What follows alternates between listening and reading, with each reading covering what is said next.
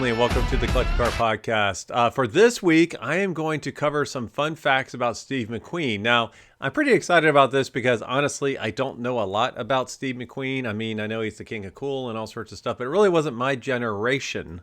And the reason I'm bringing it up now is because RM Sotheby's has one of his cars coming up for auction in Monterey in a few weeks. And it's a beautiful 1967 Ferrari 275 GTB 4-cam car. Absolutely stunning.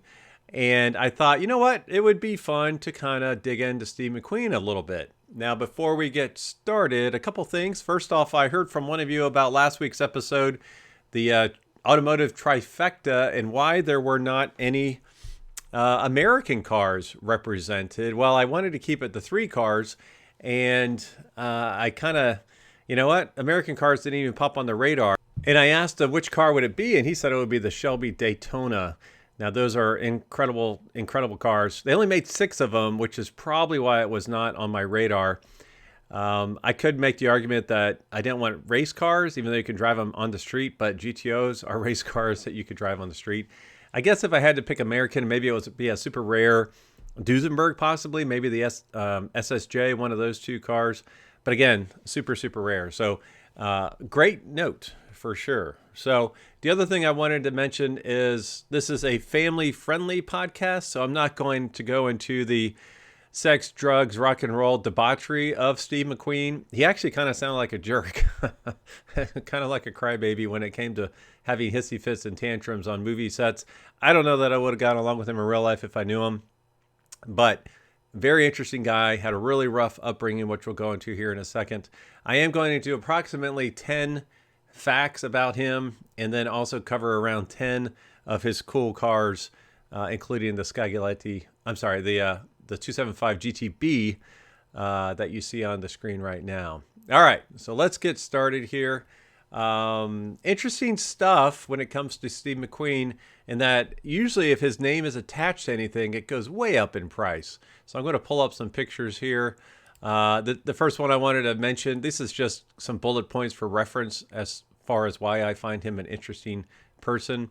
His 1968 Husqvarna Viking 360. Now this was sold by RM Sotheby's, let's see, last year, the year before? Yeah, 2021 in Monterey. Estimate was $80,000 to $100,000. It sold for $204,000. Very, very expensive. And then I also wanted to pull out some other cool stuff. Now, this is a number of years ago, 2018. RM Sotheby sold Steve McQueen's Beverly Hills Hotel Suite Key. Now, that one, the estimate was $1,500 about, and it sold for $1,500 for a key and a keychain. Let's see, his racing suit and helmet worn by Steve McQueen in the Le Mans movie sold for $336,000. Oh my gosh, can you even believe that? All right, his 1951 Chevrolet Styleline Deluxe. This is a yellow car, sold for $88,000. That doesn't seem like a ton of money, but this was back in 2015, I think. And it was previously owned by the Pawn Stars from that TV show. So I would imagine if that came up for sale today, it would be even higher. Now, one thing that's interesting is people have talked about the McQueen effect subsiding as that generation gets older and passes away, and that is transitioning to Paul Walker. I can't argue with that, but it doesn't seem to have impacted prices as of yet. Another car, which I'll go into a little bit more in depth here in a little bit, is his 1970 Porsche 911S. Let's see, estimate was $950,000 to $1.3 million. It sold for almost $1.4 million for a 1970 Porsche 911S. And then the last one I'll bring up before we start going into, or 2 more before we start going into his background. Engraved locks. Steve McQueen engraved locks. Estimate was $600 to $800. These are just 2 locks with a combination on them. Sold for almost $13,000. And then the last one I'll mention, which we will go into more in depth shortly, is the Bullitt Mustang from the iconic movie.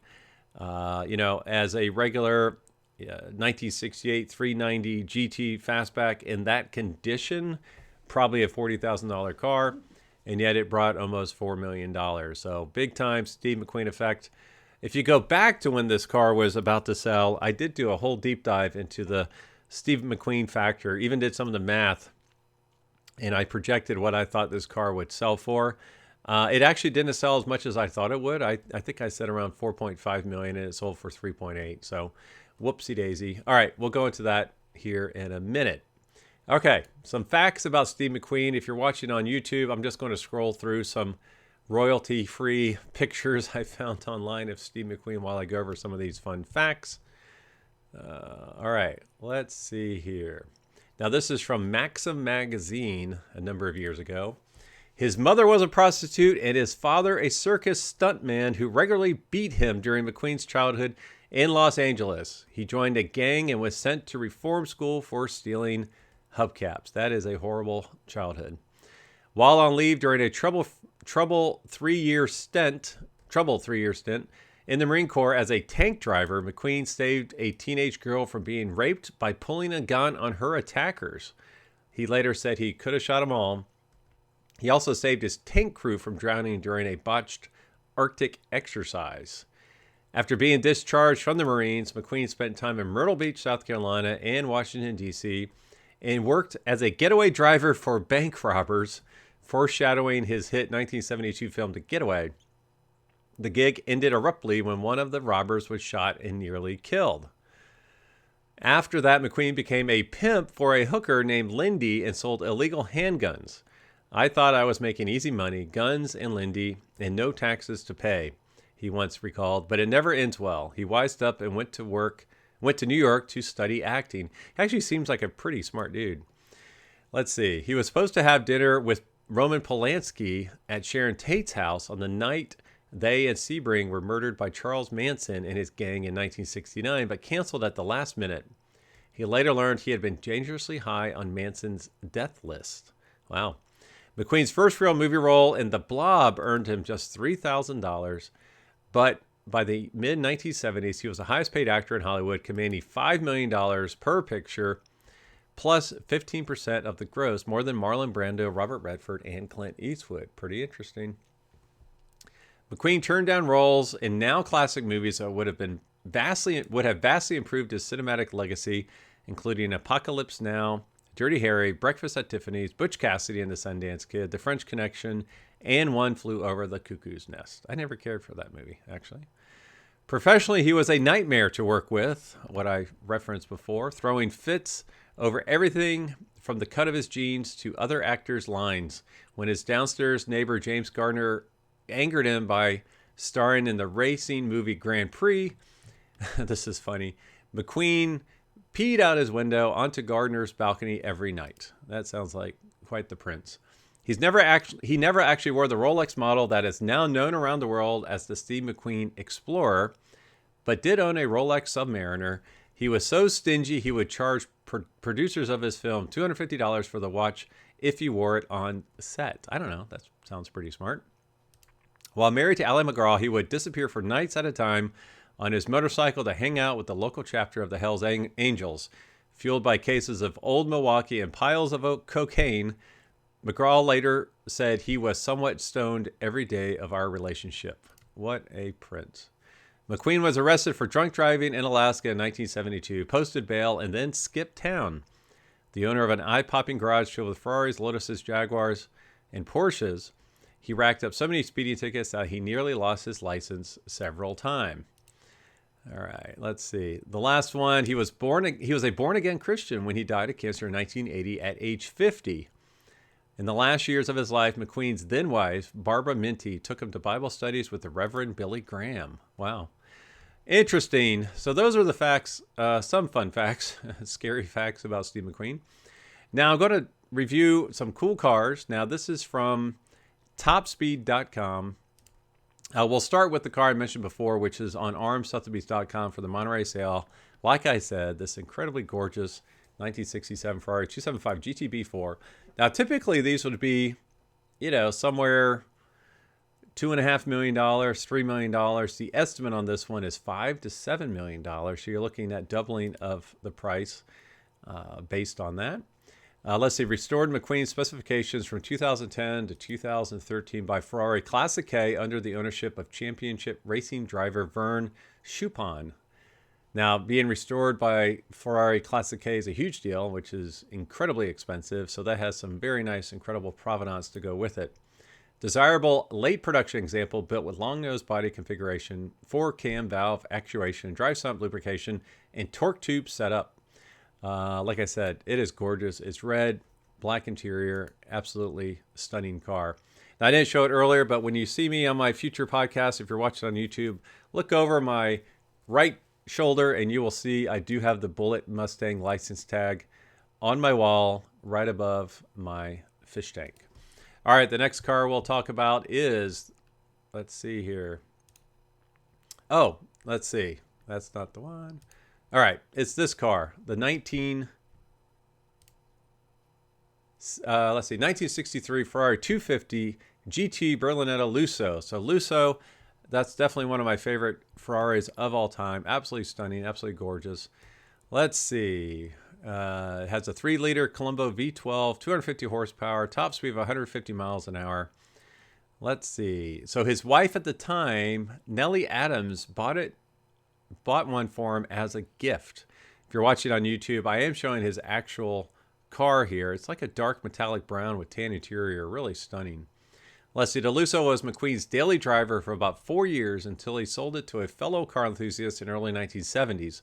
In the 2000s, the car underwent a meticulous 4,000-hour restoration, and because of the McQueen pedigree, sold at a Christie's auction for more than $2.3 million, which was double what the Ferrari was expected to bring. So that was way back, I think, in 2013 or so is when it sold. All right, the next car is the other one we've had from RM Sotheby's, the 1970 Porsche 911S I mentioned earlier, sold for almost $1.4 million. The opening scene of the Le Mans movie shows Steve McQueen pulling up in a slate gray 1970 Porsche 911S. The 2.2-liter engine produced 123 horsepower, wow, and 130 pound-feet of torque. That sounds so anemic. It could hit 0 to 62 in 10 seconds and had a top speed of 124 miles an hour. For the time, this was a quick little ride, and it was used on the movie set as a camera car to capture the racing action at Le Mans. After the movie wrapped up shooting, McQueen had the car shipped to his Los Angeles home, but he didn't end up keeping it for very long. He already had a similar 1969 Porsche, and the 1970s seemed redundant. It would only go through 3 more owners who kept beautiful care of it before it hit the auction block and sold for almost $1.4 million. Okay, the next one surprised me a little bit. I found a picture on Facebook. 1957 Chevrolet Bel Air Convertible. I think there's only one picture on, there's only one picture on the Facebook. A 1957 Chevy Bel Air is an undeniably cool car, but because it was once owned by Steve McQueen, it's actually a pretty hot ride as well. The Matador Red fuel-injected ragtop was built in California plant just for McQueen. At some point, he sold it, and many years later, the car ended up in a Barrett-Jackson auction. Now, here's where the journey gets weird. McQueen's 57 was bought by Kent Perkins, who is Ruth Buzzy's husband. Yes, the same Ruth Buzzy from Laugh-In and the Carol Burnett Show. Perkins had lent the Chevy to the Peterson Automotive Museum in Los Angeles as a part of their McQueen car display, but eventually took it home to enjoy it himself. So what's interesting on their Facebook page is actually Ruth Buzzy's Facebook page.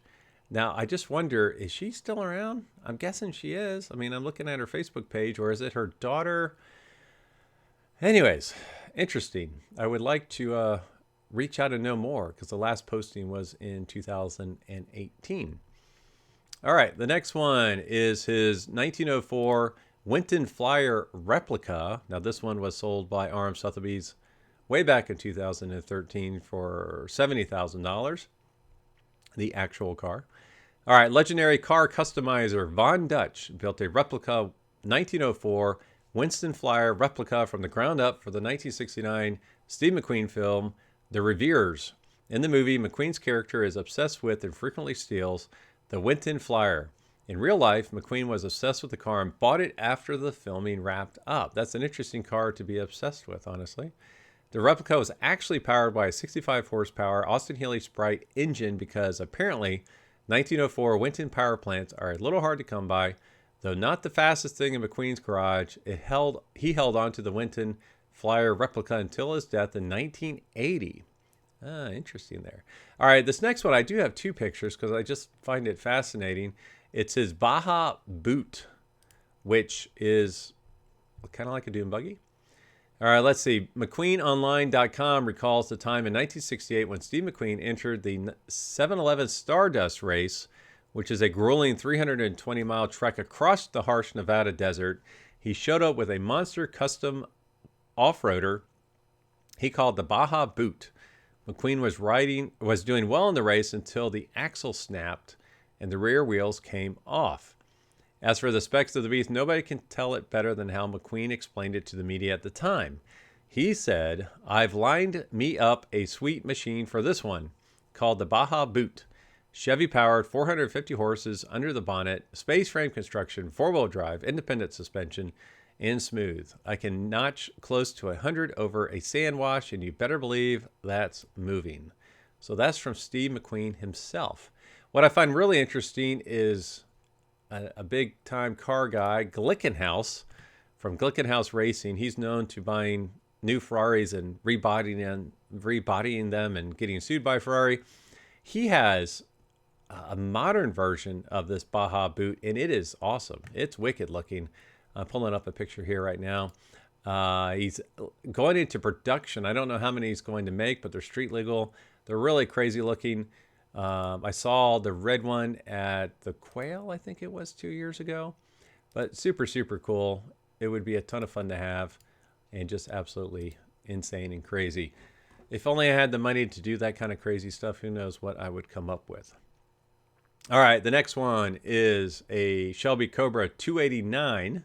Now, I don't think I have his picture pulled up here, but I have a period picture of him leaning against a Cobra with Carroll Shelby in period, which is really cool. Carroll Shelby lent one of his legendary Cobra 289 Roadsters to McQueen in hopes that the actor would eventually buy the car. Okay, so that's the picture. The naturally aspirated 289 V8 produced 271 horsepower and 312 pound-feet of torque, making it one of, if not the fastest cars on the street. After weeks with no sale, the Cobra was taken back, spruced up, and sold. The journey of the car gets a little sketchy as it changed many hands and got pretty beat up in the process. Supercar Nostalgia reports that in 1980, the Cobra's chassis was so damaged that the new owner replaced it, but cut the original VIN out of the frame and put it on the new one. Then the old chassis was sold, so it's possible there are two Steve McQueen Cobras out there. Now, if you know this answer, please let me know. I'm trying to figure it out myself. This states that this 289 Cobra had 271 horsepower. And that's the Hypo K-Code block that is found in my Mustang Fastback I just bought, which is also 271 horsepower.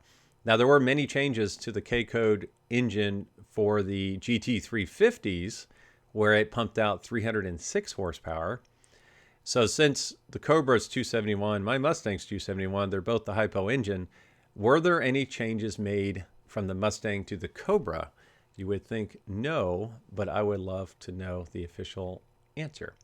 All right, two more cars here, two more incredibly iconic cars here.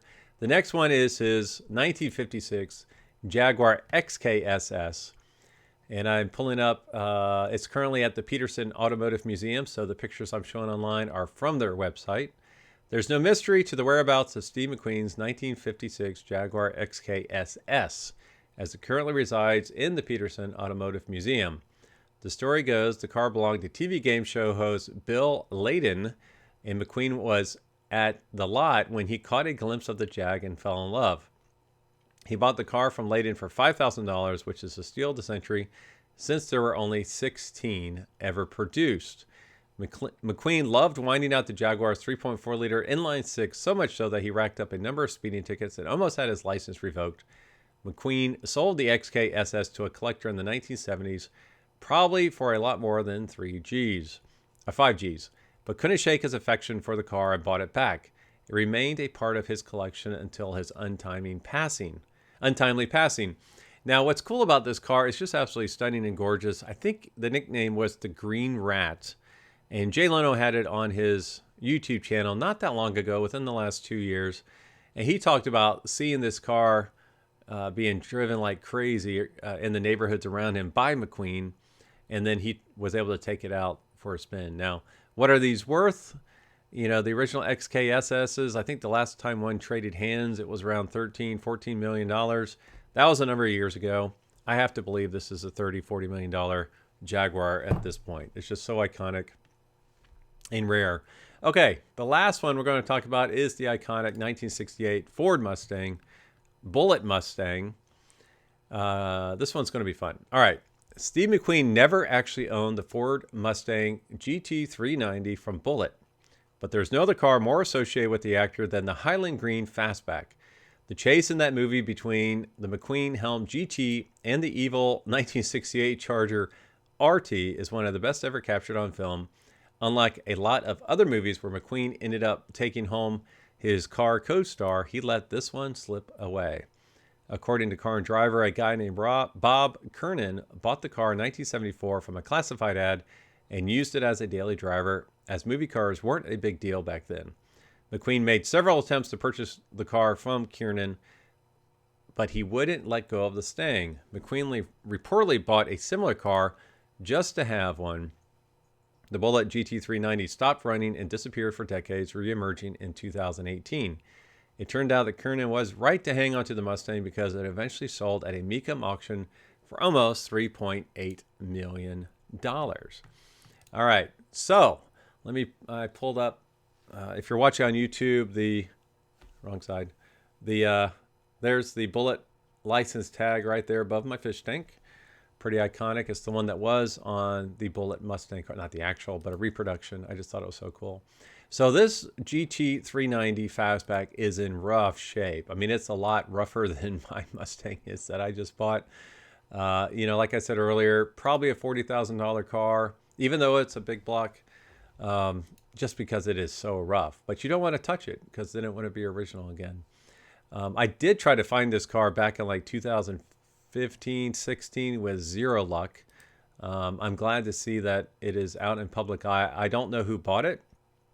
I had rumors that Mecum actually had to buy it. They had guaranteed such a high number to the family that they actually had to buy the car, and it's probably in Dana's collection. I was told if you watch the video, the son doesn't seem that thrilled when it does sell because there was probably already a deal in place prior. But it is a super cool, super iconic car. I did pull up the letter. Let's see if I can find it here. All right, so I found the letter. Steve could have used some salesman tips as to how to pitch a better letter than this. So this is him trying to buy it back, who knows, probably in the 80s or before he passed, so in the 70s. Here it is. Again, I would like to appeal to you to get back my 1968 Mustang. I would like very much to keep it in the family in its original condition as it was used in the film, rather than have it restored, which is simply personal with me. Here's the funny part. I would be happy to try to find you another Mustang similar to the one you have if there is not much money's involved in it. Otherwise, we had better forget it. That's a horrible way to close your letter if you're trying to buy something from someone. Sounds like he just wanted to buy a $10,000 used Mustang and swap it and call it a day. So anyways, that is it. As always, thanks for listening. Thanks for watching. Thanks for sharing. And I will talk to all of you next week.